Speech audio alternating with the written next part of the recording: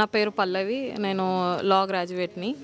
నేను like 3 years back ఒక ముస్లిం అబ్బాయిని లవ్ చేశాను.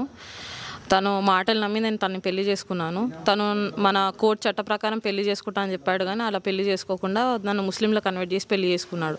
చేసుకున్నాక ఏదో బాగా చూస్తారా అంటే అట్లేం లేదు. ఇంకా ఎండ్ ఆఫ్ ఇక మంత్ నుంచి స్టార్ట్ అయిపోయింది టార్చరింగ్. ఇంకా వాళ్ళ రిచువల్స్ అన్నీ నన్ను ఫాలో చేయమని చెప్పారు. అలా చేయకపోతే కొట్టడము ఇవి చాలా అయ్యాయన్నమాట. తర్వాత ఇంకా ప్రతి ఒక్క విషయంలో బాడీ షేమ్ చేయడము, ఇంకా నా కాస్ట్ పేరు తీసి నా హిందూయిజంని తీసి ఇక నన్ను ఇంకా ఘోరాతి ఘోరమైన మాటలని ఇంకా వాళ్ళకున్న గర్జెస్ అన్నీ మొత్తం నా మీద తీసుకున్నారు. ఇంకా వాళ్ళు ఏది చెప్పినా నమ్మొద్దు ఇట్లాంటివన్నీ.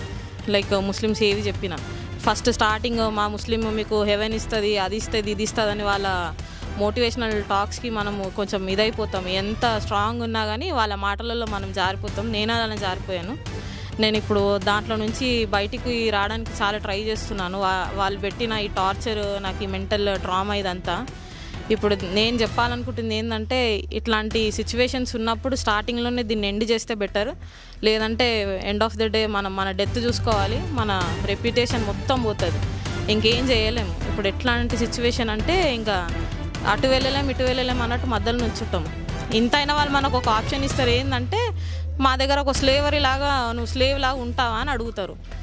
ఇంకా అది వద్దు అనుకొని నేను బయటకు వచ్చాను. కాబట్టి నేను ఇప్పుడు కన్వే చేయాలని ఏంటంటే, ఇంకా ఎవరిని నమ్మొద్దు ఇట్లాంటి వాళ్ళని, ఎస్పెషల్లీ ముస్లిం బాయ్స్.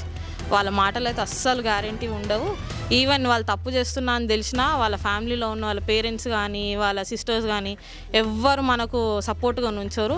వాళ్ళకే ఉంటుంది. సో దీన్ని నేను జనాలకు అవేర్ చేద్దాం అనుకుంటున్నాను. నేను కంప్లైంట్ ఇచ్చాను, దీని మీద ఇన్వెస్టిగేషన్ జరుగుతుంది. ఇంకా నేను ఎవిడెన్స్ కూడా అన్ని సబ్మిట్ చేయాలి. అవన్నీ చేశాక ఇంకా దీన్ని కోర్ట్ ట్రయల్స్లో మొత్తం నేను చూపించాలి. ఎలాంటి న్యాయం కావాలనుకుంటున్నారు?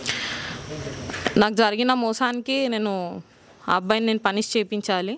అది నేను కోర్టు పరంగా నేను ఎక్స్పెక్ట్ చేస్తున్నా.